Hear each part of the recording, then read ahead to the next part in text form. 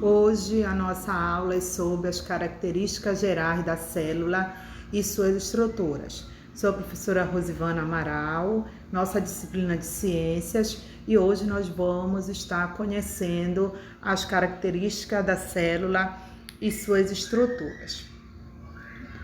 Citologia. A citologia é a área da biologia que estuda a célula no que diz respeito às suas estruturas e funcionamento. Quitos significa célula e logos significa estudo. Então, a palavra citologia significa estudo da célula. A célula é a unidade básica, estrutural e funcional de todos os seres vivos. A palavra célula foi usada pela primeira vez em 1667 pelo inglês Robert Hooke. Com um microscópio muito simples, ele observou pedacinhos de cortiça, o tecido vegetal morto, e Hooke percebeu que a cortiça era formada por numerosos compartimentos vazios. A esses compartimentos ele deu o nome de célula, palavra diminutiva do latim cella, que significa cavidade. Então, vocês estão observando aí na imagem o microscópio usado por Hooke e a imagem, a primeira imagem que ele observou neste microscópio. Então, a partir daí, nós tivemos o início, se iniciou o estudo da citologia a partir da utilização do microscópio. Atualmente, a citologia ela apresenta microscópio óptico, que aumenta a imagem das estruturas cerca de 2.000 vezes, e também o microscópio eletrônico, que aumenta a imagem das estruturas até 100 milhões de vezes, que vocês estão observando na imagem como esses instrumentos são formados e constituídos.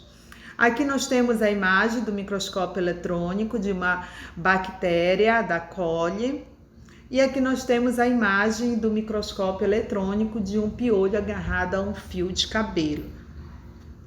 Imagens do microscópio óptico, uma célula vegetal da cebola e os cloroplastos, que é uma organela da célula vegetal responsável pela fotossíntese das plantas. E de acordo com a estrutura celular, os seres vivos dividem-se em dois grandes grupos. São os seres procariontes e os seres eucariontes.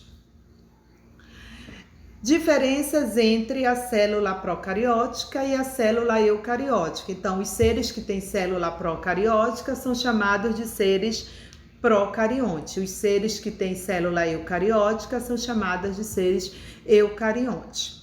Célula procariótica sem membrana nuclear, ausência de organelas com membranas, a fotossíntese e a respiração celular ocorrem em membranas. São as células mais antigas da Terra e todas as bactérias são constituídas por células procariontes. A célula eucariótica, núcleo com membrana nuclear e nucleolo, grande variedade de organelas com membranas. A fotossíntese ocorre nos cloroplastos e a respiração celular ocorre nas mitocôndrias. Célula eucariótica são todas as células cujos constituintes do núcleo encontram-se separados do resto da célula por uma membrana, chamada de membrana nuclear ou carioteca.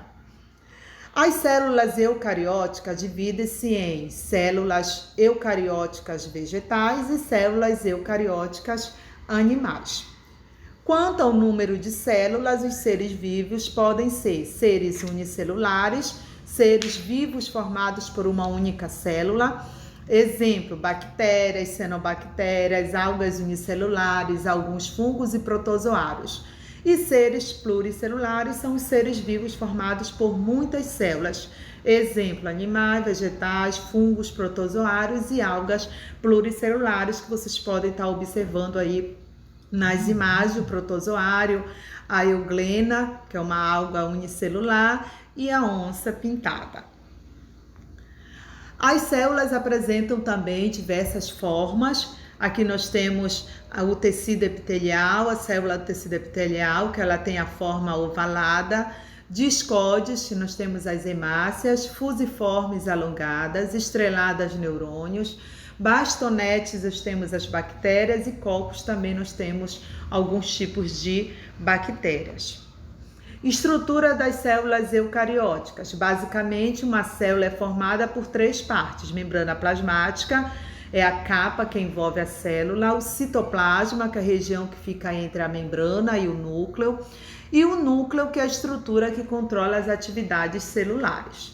Aqui nós temos a imagem das células eucariótica animal e a célula eucariótica vegetal. Vocês observem que há algumas diferenças também entre essas duas células, né? A célula animal não apresenta cloroplastos e nem parede celular, que são estruturas que estão presentes na célula vegetal.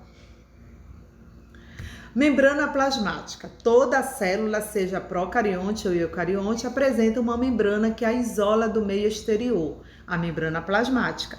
A membrana plasmática é tão fina, entre 6 a 9 nanômetros, que os mais aperfeiçoados microscópios ópticos não conseguiram torná-la visível. Foi somente após o desenvolvimento da microscopia eletrônica que a membrana plasmática pôde ser observada. Nas grandes ampliações obtidas pelo microscópio eletrônico, cortes transversais da membrana aparecem com uma linha mais clara entre duas mais escuras, delimitando um contorno de cada célula.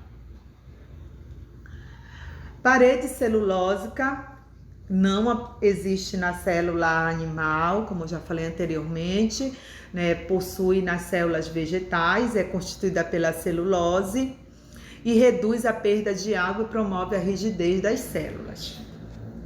Citoplasma fica entre a membrana e o núcleo, é preenchido pelo hialoplasma e é onde se encontram dispersos os organóides, as organelas citoplasmáticas que garantem o bom funcionamento da célula.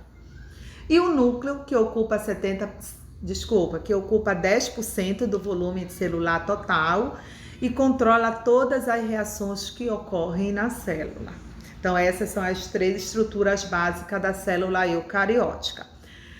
O citoplasma é formado pelo hialoplasma e pela organela citoplasmática.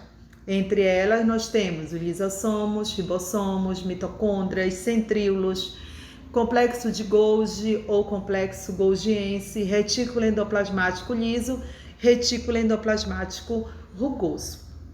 Mitocôndrias, responsável pela respiração celular e produção de energia. Células que utilizam bastante energia têm muitas mitocôndrias, por exemplo, as células musculares. Complexo de Golgi ou complexo golgiense é formado por pequenas bolsas, serve para armazenar e descartar substâncias. Lisossomos são estruturas responsáveis pela digestão da célula. Retículo endoplasmático liso ou não granuloso é onde há a produção de lipídios, e o retículo endoplasmático rugoso ou granuloso é onde se encontra aderido à sua superfície externa os ribossomos, sendo local de produção de proteínas, as quais são transportadas internamente para o complexo de Golgi ou complexo golgiense. Aí na imagem vocês podem observar o retículo endoplasmático liso e o retículo endoplasmático rugoso. Centríolos participam do processo de formação de cílios e flagelos e da divisão celular, ou seja, da multiplicação das células. Aí nós temos também os ribossomos, que nós já vimos que eles ficam aderidos à parede do retículo endoplasmático e tem a função de síntese de proteína, ou seja, produz as proteínas, substâncias essenciais ao funcionamento da célula. Espero que vocês tenham entendido e compreendido, né, as características e as estruturas que compõem as células. E até a próxima aula.